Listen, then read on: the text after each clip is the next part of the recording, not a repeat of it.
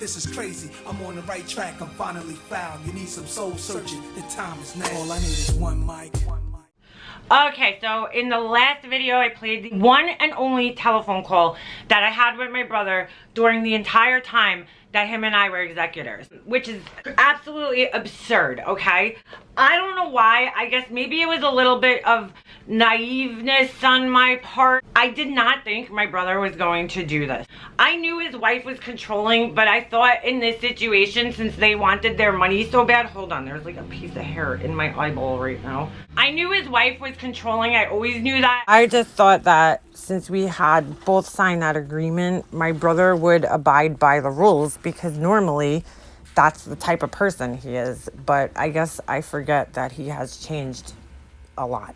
And I knew that she was going to basically control everything, but I didn't think it was going to be to this point where there was absolutely no way in hell I was going to be able to contact my brother and talk to him without her being there. I heard her on that phone call. You can't hear it in my recording. I could actually hear her in the background whispering answers to him, and it's really sad. And I have to point this out. I was really deep in my grief at this point in time. 7 months had gone by.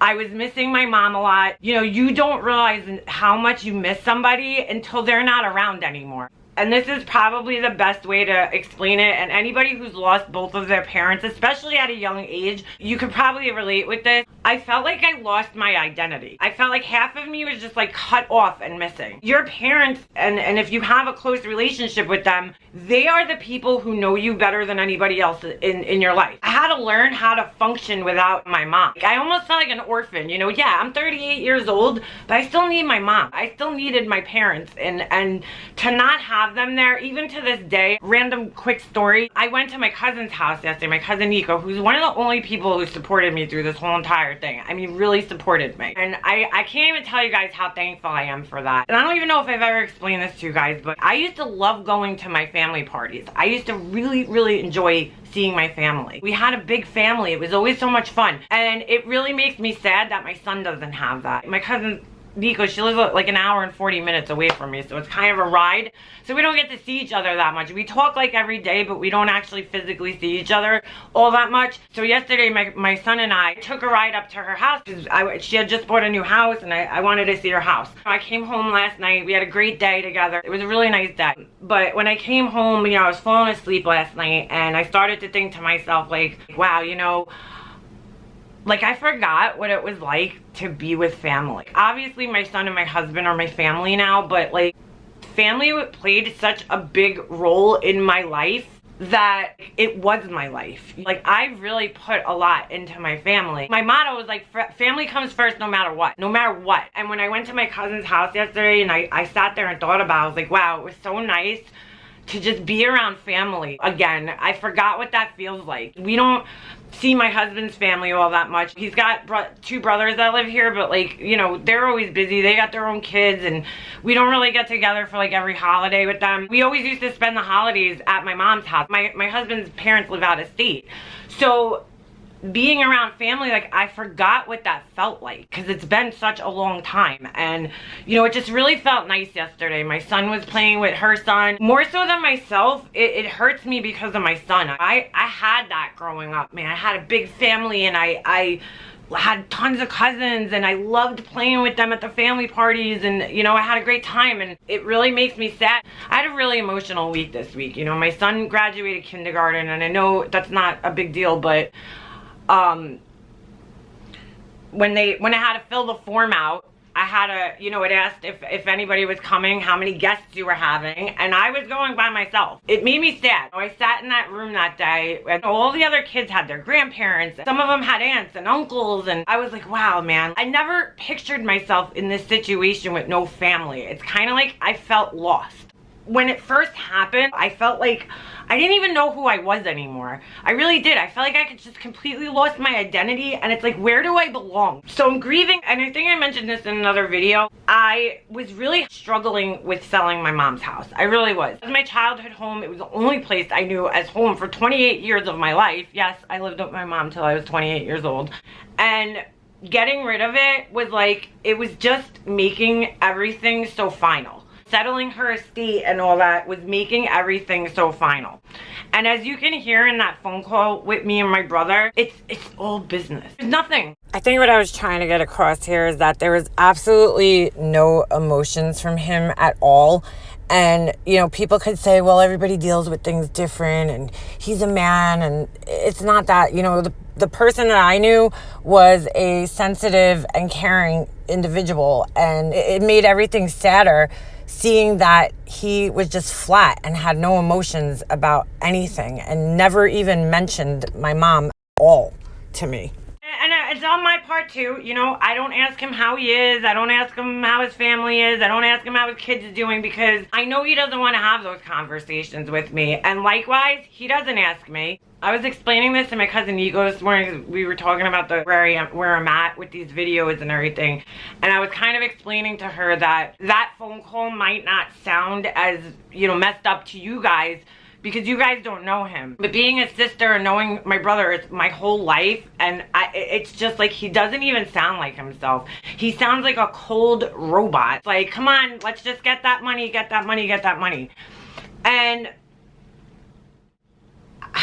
I can't explain what it feels like to not be able to have access to your own family member. It's mind-boggling. I can't call him, I can't text him, and this whole time, and I'll never get an answer to this, and it's so frustrating. It's like, I just don't understand what Satan is so afraid of. What does she think is going to happen? My brother is so deep at this point. He's indoctrinated. He's so deep in the brainwashing that he doesn't even know he's brainwashed.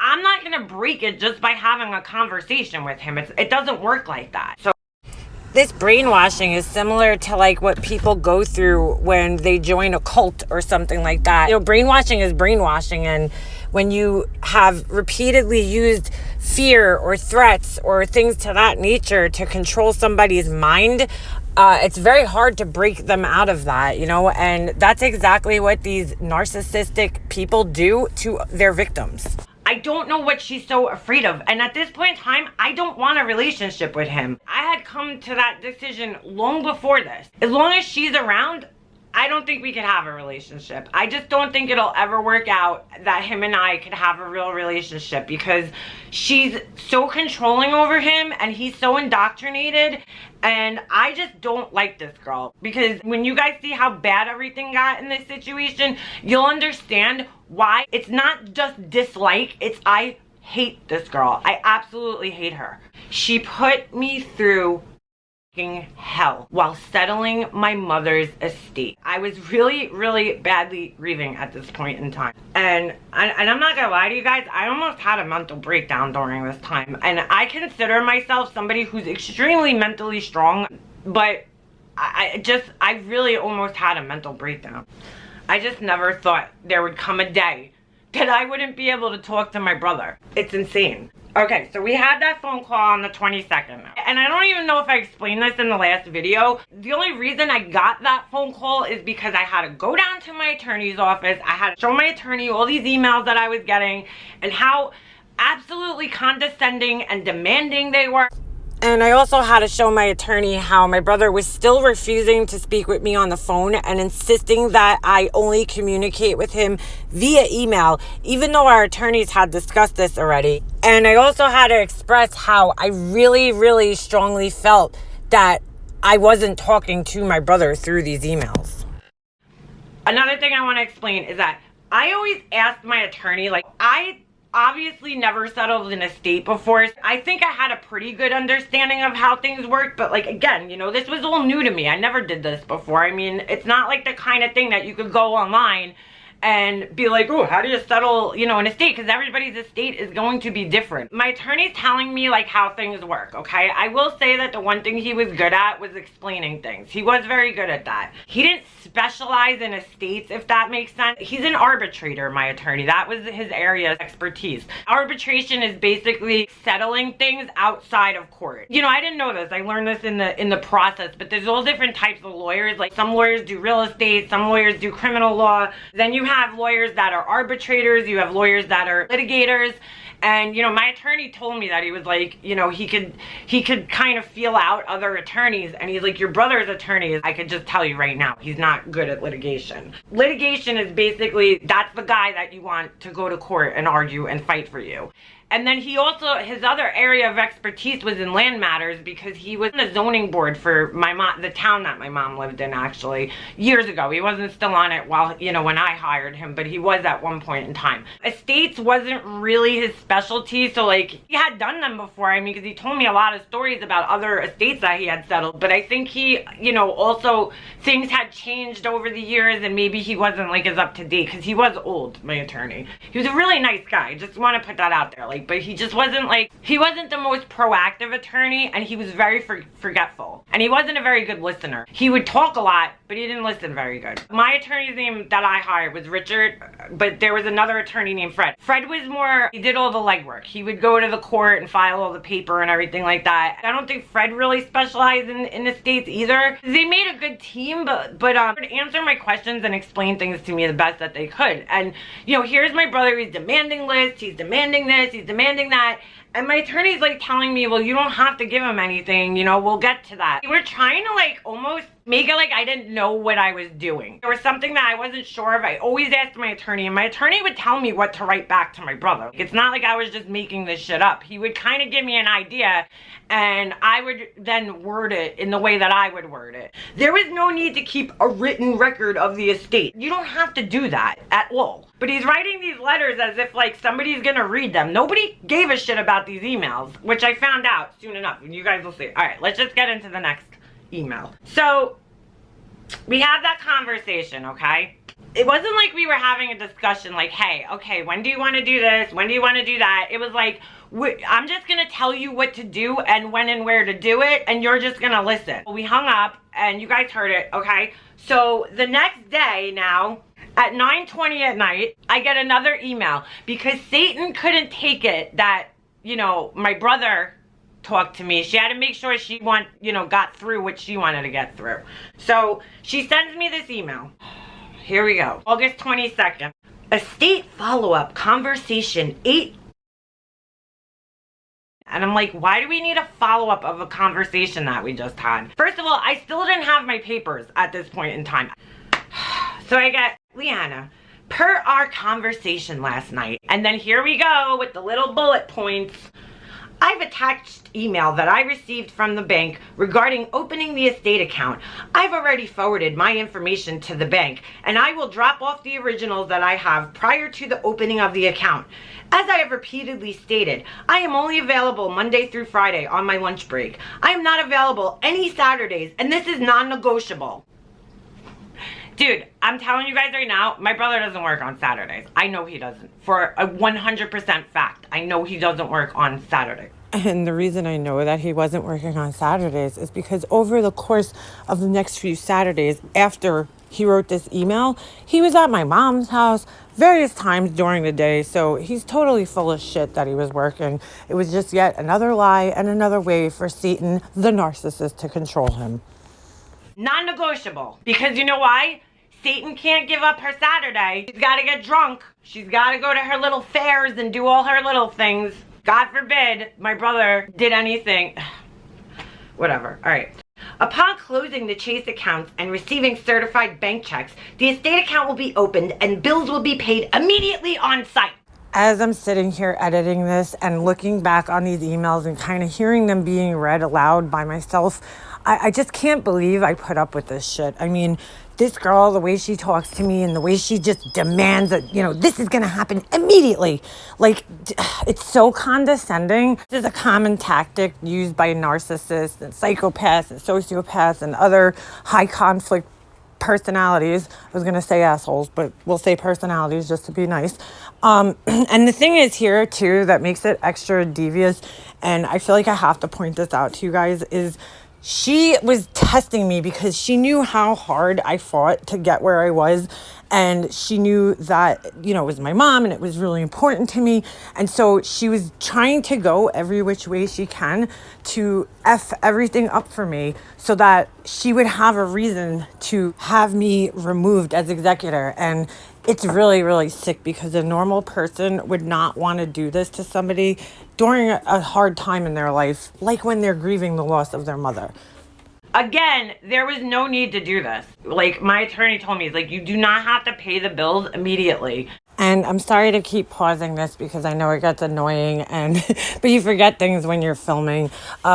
Anyway, my attorney basically told me that your responsibility as an executor to make sure that the beneficiaries, which in this case was me, is going to maximize their profit, you know? So you want to really make sure that all the bills are right and that, you know, the amounts due are correct. And, you know, I had a right to do that as an executor. I had a right to see what bills they were paying and the statements and everything. There's no such thing. You should make sure that the bills are valid claims first before you start signing checks. And again, I told my brother that I would prefer not to bring my son to the bank. I even offered to go on like a late day after work one day, and that still wasn't good enough for him. There was no compromise. Zero. So here's the next bullet point. I will forward you the email from the accountant. She will send us her fee and mail us tax returns for signature. Again, I have to interject here. I'm pretty sure we discussed this in the phone call that we had. But besides the point, I also wanted to point something else out to you guys. I feel like she was trying to overwhelm me with all this information. And, you know, that's a common tactic that's used by manipulators and, well, you know, all these different personality types, negative, high conflict personality types, I should say. They will try to confuse you and overwhelm you because it's creating chaos, and they actually enjoy doing that, and it's a way to disarm you and exploit you. They know your weaknesses, and so they're going to take advantage of that, and then they're going to use them against you. I'm sure my brother told her that I'm not good at math, or I'm disorganized, or whatever, I have ADHD, and she's going to take that and use it against me and try to exploit my weakness. Here's another bullet point. You said that you will make a claim for Affleck. I will send her medical records once I receive them. Please send me a copy of the claim. Alright, let me just explain that real quick. My mom had Affleck cancer insurance, which was like probably one of the smartest things that she did. Unfortunately, she had to use it because I think most of us get that and think, oh, we're never going to need it. And so while she was in the hospital in August, she had asked me to file her claim for her. She was just so scared of like running out of money in the future if she ever chose to retire from her job. So she asked me to file this claim for her. I had to file this claim, and I was trying to do it online and the claim wasn't going through, so I had gotten denied a few times, and then eventually I ended up faxing it actually from the hospital. She got a really like decent amount of money from that, which was deposited after she passed away, so she never even saw how much money that she got, which sucked. Wow, my head was really up my ass the day that I was filming this one. I forgot to add that, I knew how to file the claim because I had done it previously, and so I didn't need their help ordering medical records. I don't even know what she was talking about because that's not what I needed. I needed this specific type of billing. So here's the next bullet point. Just keep that in mind, because you're probably like, why are you telling me this? It'll make sense. Okay. Have you forwarded the mail yet? It wasn't even a full 24 hours since we had that phone conversation, and she's already asking me if I had the mail forwarded yet. It's like, I mean, and I don't know how many times I had to reiterate to this woman, whatever she is, that I didn't get the correct letters that I need to do things like that. Okay, I will contact the investment accounts and get the necessary paperwork. I contacted my mom's job regarding the nonprofit sharing plan. SCWA is sending a current bill to me. HFS is sending me account information. No idea what that is. I don't remember what that is. I sent a certified death certificate and an original letter to her life insurance company, as they have requested it numerous times so they can pay the death benefit. Like, oh, they requested it? Well, I didn't know that because you have all the mail and you're apparently the only executor who's handling things. Good job there, Seaton. Why'd you have to tell me that they requested it numerous times? Please obtain 2 comps from local realtors for the house. I will do the same. A private sale is always in the best interest of the estate. The house does not need to be emptied at all before it could be offered for sale. We will have plenty of time to clean it out before the closing. Paying any more bills on the house is not in the best interest of the estate. Then there's the next bullet point. I will take my personal items from the house. I will give you an opportunity to object to any non-personal items that I like to take. I've already stated that I'd like to take the utility wagon from the shed. Like, I don't know what their obsession was with this wagon, but I was like, go ahead, take it. What the fuck am I gonna do with a wagon? All right, per the stipulation of settlement. I'm sorry, I meant stipulation of settlement. All right, per the stipulation of settlement, as co-executors, the approval of both of us is required to take any action on the estate. That does not mean that we both physically need to be present to complete all actions, as long as written approval to act is provided.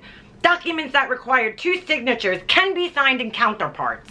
Please consult your attorney if you have any questions about this. You notice how she's always telling me to consult with my attorney? I mean, if I had $1 for every time, like she said that, I think I would be a millionaire. The reason I think she's doing that is so that I won't question her authority, because it's like, well, if she's telling me and directing me to go ask my attorney, then this must be the truth. And they did this a lot, even when they were lying. So it was kind of like reverse psychology she was trying to use on me to get me to not question her. And, you know, it's just another way that people like her use to manipulate people and control them. And you know what? She met her match, because this shit wasn't working with me.